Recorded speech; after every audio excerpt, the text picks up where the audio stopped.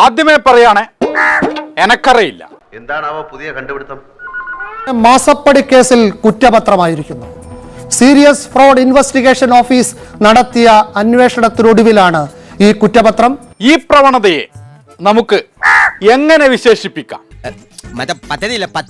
ഇനി എല്ലാവരും പുതിയ CPIM-ന്റെ ജനറൽ സെക്രട്ടറി പറയുന്നത് ശ്രദ്ധിക്കൂ. ഒരു രഹസ്യം എന്റെ തലയിൽ ഇരിക്കുന്നത് കൊണ്ടാണോ എന്നറിയില്ല, എന്റെ തലക്ക് വല്ലാത്ത ഭാരം. COVID-19 ഉണ്ടായത് തീവ്ര മുതലാളിത്ത സാമ്പത്തിക നയങ്ങളുടെ ഫലമാണ്.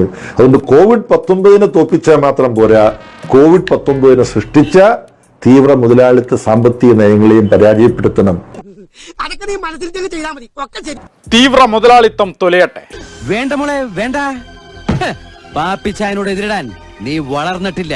സാധാരണ നേതാക്കന്മാരുടെ മക്കൾക്കെതിരായ കേസുകളിൽ പാർട്ടിക്ക് പങ്കുണ്ടാകാറില്ല എങ്കിലും ഈ കേസിൽ പാർട്ടിക്ക് പങ്കുണ്ട്. മുഖ്യമന്ത്രിയുടെ മകളോ മകനോ ആയി പോയി എന്നുള്ളത് കൊണ്ട് പഠിക്കാൻ പാടില്ല എന്നില്ലല്ലോ. അവർ പഠിക്കുന്നു, അവർ ചില യോഗ്യതകൾ നേടുന്നു, അവർ കൊടുക്കുന്നു. അപ്പൊ നമുക്കൊക്കെ ഇങ്ങനെ മാസാമാസം 5 ലക്ഷം റുപ്യ കിട്ടുമെന്ന് വിചാരിച്ച് ഒരു IT കമ്പനിയും വരണ്ട. ഇത് പ്രത്യേക ജനുസ. ഗണപതിക്ക് കൊടുത്തിട്ടുണ്ടല്ലോ തുടങ്ങാൻ, തടസ്സങ്ങളില്ലാണ്ട് പോണല്ലോ. തടസ്സങ്ങളില്ലാണ്ട് തന്നെ പോണത് 2 ദിവസമായിട്ട് ലൂസ് മോഷനാ. യാതൊരു സേവനവും ചെയ്യാതെ അവരുടെ അക്കൗണ്ടിലേക്ക് 2,70,00,000 രൂപ വന്നു എന്നുള്ളതാണ്.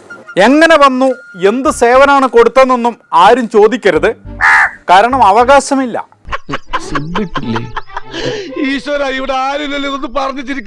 പിന്നെ എല്ലാം രഹസ്യമാണ്.